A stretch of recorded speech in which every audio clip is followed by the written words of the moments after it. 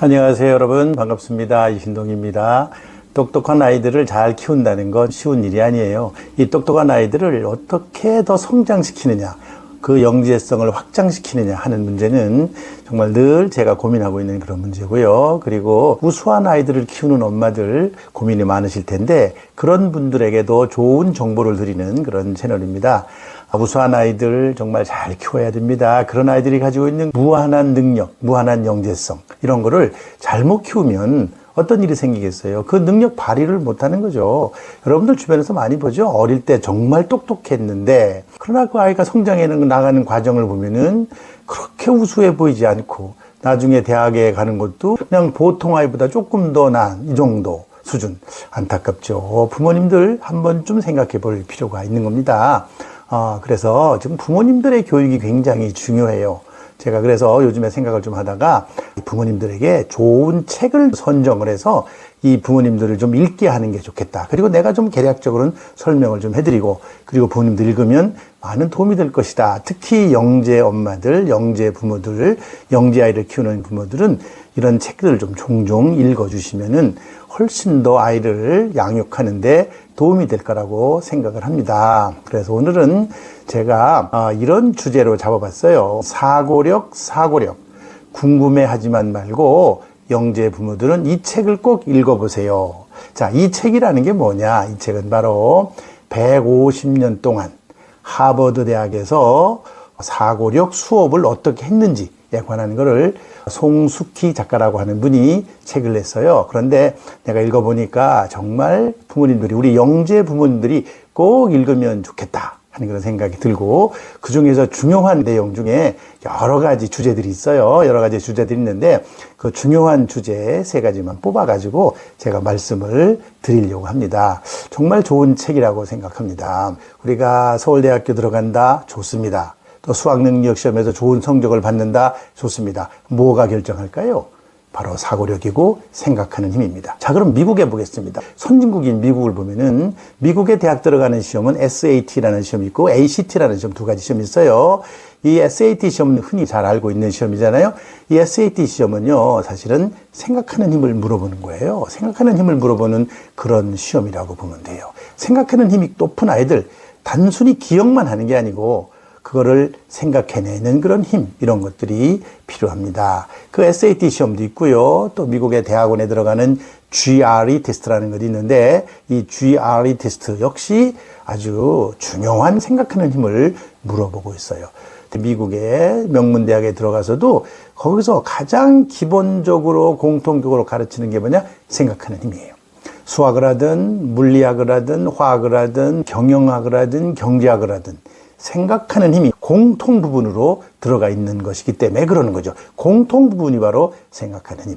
그래서 영재교육에서도 가장 중요한 커리큘럼이 바로 생각하는 힘을, 사고력을 어떻게 길러주느냐 하는 겁니다. 주변에 이렇게 지나가다 보면은 학원 같은 데서 사고력 수학, 사고력 과학 이렇게 써놓은 것이 많이 있을 거예요. 그거 어렵게만 가르치는 거지 학원에서 사고력을 제대로 가르치는 게 아닙니다. 사고력이 왜 필요하고 왜 중요한지에 관한 책, 이 책을 한번 꼭 읽어보시기 바라요. 자, 생각이 없는데 성공할 수 있을까요? 생각이 약한 아이가 성공할 수 있을까요? 생각이 약한 아이가 좋은 성적을 받을 수 있을까요? 불가능합니다. 우리나라 수학능력시험도 이제는 생각하는 힘을 길러주는, 사고력을 길러주는 그런 쪽으로 가고 있어요. 그 중에서 이 책은요, 어떤 거를 강조하고 있냐면, 즉, 다시 말해서 하버드 대학교가 150년 동안 아이들에게 사고력 중에서 가장 높은 수준에 있는 비판적 사고력을 길러주는 거죠. 비판적 사고력. 비판적 사고력이니까 조금 쉽게 설명하면은 여러 가지 정보가 있잖아요. 그 정보들 중에서 합리적으로 걸러낸 거예요. 여러 가지 정보들이 있어요. 여러 가지 정보들이 있는데 합리적으로 잘 취사 선택을 해서 내가 어떤 일을 수행해 나가는데 써먹는 겁니다. 여러분들 주변에서 막 얘기가 많아요. 인터넷에 댓글에 보면은 뭐 이것도 있고 저것도 있고 뭐 심지어는 우리 연구소에서 운영하는 카페에 놓으시면은 굉장히 많은 사람들이 막 얘기를 해요. 3,000명 넘게 가입되어 있는데 막 얘기를 해요. 제가 볼 때는 잘못된 생각도 굉장히 많아요. 그렇지만 저는 그분들한테 이렇게 막 지적하진 않아요. 그분들의 개인적인 생각이라고 해야죠. 그분들의 개인적인 생각이니까 그거를 어떤 원리나 어떤 정당한 규칙이다 이렇게 생각하지 마시고 그냥 참고만 하셔야 됩니다. 그래야 되는데 그거를 갖다가 그냥 그대로 따라서 해야 된다 이렇게 생각하시는 분들이 있는데 그러시면 안 돼요. 그래서 제가 이 책을 추천하는 거고요. 이 책에는 굉장히 많은 주제들이 있는데 참 좋아요. 내용이 굉장히 좋고 글도 굉장히 잘 쓰셨어요. 이 송숙희라는 분이 제가 찾아보니까 글쓰기 전문가더라고요. 글쓰기 전문가인데 하버드 대학교에서 글쓰기를 어떻게 가르치느냐 그런 얘기를 했는데 그분이 이랬더라고요. 요즘에 AI가 나왔잖아요. 여러분 챗 GPT라는 게 나왔어요. 챗 GPT에다가 어떤 주제만 주면요 글을 쫙 써줘요. 그러니까 이 글쓰기를 가르치는 그런 분들이 당황을 하게 되는 거죠. 글쓰기 가르칠 필요가 없어요. 요즘에 챗 GPT가 알아서 해주니까. 그런데 우리가 거기서 한 번쯤 더 생각해 볼 필요가 있다는 것이죠. 자, 그래서 제가 3가지 정도로 압축해서 말씀을 드리는데 첫째는요. 아는 것은 많은데 내 생각은 없다라는 주제가 있더라고요. 아주 좋은 말입니다. 아는 것은 많아요. 요즘은요. 정보의 홍수 시대에 살고 있어요. 너무나 많은 정보가 와요. 그래서 어떤 것이 맞는 정보고 어떤 것이 신뢰로운 정보인지 몰라요. 그래가지고 신뢰로운 정보를 신뢰롭지 않게 보고 신뢰롭지 않고 사람들이 그냥 얘기하는 그런 거를 신뢰롭게 바라보는 그런 사람이 많아요. 그거 잘못된 거죠. 정보의 홍수 시대에. 바로 여기서 우리는 인풋은 많아요. 아이들에게 요즘에는 엄청나게 많은 인풋을 막 집어넣어 주는데 이거는 그냥 기억만 하면 돼요. 기억만. 그러나 학습이라고 하는 것이 낮은 수준의 학습은요, 지식과 기억이지만은 그 높은 수준으로 올라가면 올라갈수록 비판적 사고력이 굉장히 필요하고 창의적 사고력이 필요한 거예요. 영재교육의 목표가 뭐냐? 비판적 사고력을 길러주는 것이고 창의적 사고력을 길러주는 거예요. 제가 운영하는 파워스쿨 영재교육 프로그램인데요. 이 파워스쿨 프로그램이 바로 이런 거를 길러주려고 커리큘럼으로 운영을 하고 있어요. 그래서 보통 아이들이 아는 것은 많아. 책은 많이 보고 많은 정보를 들어서 내 생각은 없어요. 내 생각을 한번 물어보세요.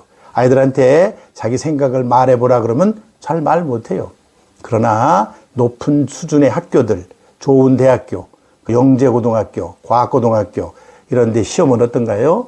자기 스스로 문제를 해결하고 자기의 주관적인 생각이 어떠냐를 주로 물어봐요. 그걸 가지고 아이들을 선발하죠. 그래서 아는 것은 많은데 내 생각은 없다.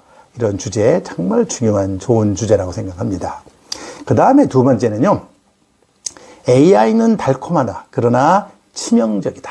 라는 이거는 큰 타이틀이 아니고 소 타이틀이에요. 그 소 타이틀에 보면은 이런 내용이 있어서 내가 골라봤는데요. AI는 달콤해요. 여러분들 챗 GPT는 달콤해. 거기다 집어넣으면 금방금방 나와요. 굉장히 좋습니다. 내가 그동안에 가지고 있지 않았던 여러 가지 머릿속에 있지 않았던 여러 가지 지식들을 금방 알려줘요. 그래서 이제는 지식을 내 머릿속에 많이 저장할 필요가 없어요. 많이 저장 안 해도 돼요. 스마트폰만 갖고 다니면 챗 GPT 앱을 깔고 거기다가 넣으면 돼요. 하면 다 해줘요. 그런데 거기서 정말 좋은 정보, 그 정보들을 종합 정리해서 내가 해결하려고 하는 그런 문제에 어떻게 활용하느냐 하는 것이 중요합니다. 이거를 자꾸 사용하다 보면 내 생각이 없어지고 그러니까 생각 자체를 아웃소싱 한다고 그렇게 표현했더라고요. 우리 송숙희 작가님이 내 생각을 내가 스스로 하는 게 아니라 아웃소싱 한다는 말이 뭐냐면 밖에서 자꾸 물어보고 밖에서 내 생각을 끌어오는 거예요. 나는 생각을 안 하고. 여러분들 아웃소싱이라는 게 뭔지 알죠? 어떤 사업 같은 거 할 때 일부분을 밖에 있는 사람 회사한테 맡기는 거예요. 내가 생각해야 되는데 맡기게 돼. 그러면 결국에 내가 문제에 직면했을 때는 내가 문제를 해결하지 못하게 되는 그런 일이 생각하는 거죠. 가장 빨리 바보가 되는 법이라고 하는 것이 바로 그런 겁니다. 가장 빨리 바보가 되는 법. 이거는 명문대학에 보내고 싶은 부모님들 많은데 명문대학에 보낼 수 있는 조건이 아니에요. 그렇게 하면 절대 명문대학에 못 가요. 미국의 명문대학들은 생각하는 능력을 가진 사람을 뽑으려고 하는 겁니다. 그래서 우리는 생각하는 힘, 이거를 길러줘야 되는데 AI를 잘 활용하는 건 좋아요. 챗GPT를 잘 활용해서 우리가 복잡한 많은 정보를 기억할 필요는 없죠. 자, 세계의 4대 문명이 어디냐? 그 다음에 메소포타미아 문명은 어디냐, 메소포타미아 문명의 특징은 뭐냐, 이런 거 사실 한번 쭉 보면 돼요. 그걸 다 머릿속에 기억할 필요 없죠. 왜? 챗 GPT를 보면 알아요. 금방 찾아줘요. 금방 찾아줘. 그러나 거기에서 우리가 얻어내야 될 게 뭐냐. 그것을 통해서 현대사회에 우리가 어떻게 생활해야 되는지, 그런 문명이 현대사회에 어떤 영향을 주었는지, 이런 것들에 관해서는 사실은 인간의 지능이 해야 되는 것이죠. 그러면 세 번째는요. 하버드 학생은 3번 생각한다라는 그런 주제입니다.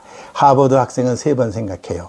굉장히 좋은 겁니다. 하버드 학생들에게는 대학교에서 3번을 생각하도록 만든다는 거죠.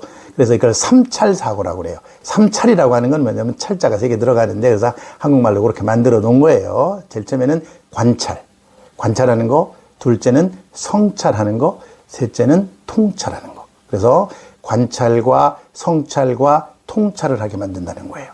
관찰이라는 게 뭐냐? 우리를 둘러싸고 있는 모든 상황들을 면밀하게 보고 들여다보고 분석한다는 거죠. 그 다음에 성찰이라는 거는 내가 생각을 하는 거예요. 깊이 있게 생각을 하는 거죠. deep think를 하는 겁니다. 그 다음에 통찰이라는 것은 그것을 통해 가지고 새로운 것을 끌어낸다는 거죠. 새로운 것, 아이디어, 창의적인 것을 끌어낸다는 그런 뜻이에요. 하버드에서 가르치는 3찰 사고 이런 거 굉장히 중요하다고 생각합니다. 오늘 제가 3가지 정도로 정리를 해봤는데요. 굉장히 많은 내용입니다만은 그러나 책을 제가 보면서 중요한 것만 뽑아서 우리 영재들에게 꼭 필요한 거 이런 걸 뽑았습니다. 그래서 오늘 사고력 궁금해만 하지 마시고 영재 부모들은 이 책을 꼭 읽어보세요 하는 책입니다. 그게 바로 뭐냐면 150년 하버드 사고력 수업이라는 책입니다. 부모님들이 꼭 읽어보시고 우리 아이의 사고력을 어떻게 길러줘야 되는지, 사고력이 왜 중요한지를 한 번쯤 돌아보는 그런 시간이 되면 좋겠다라고 말씀을 드렸습니다. 오늘은 여기까지 하겠습니다. 감사합니다.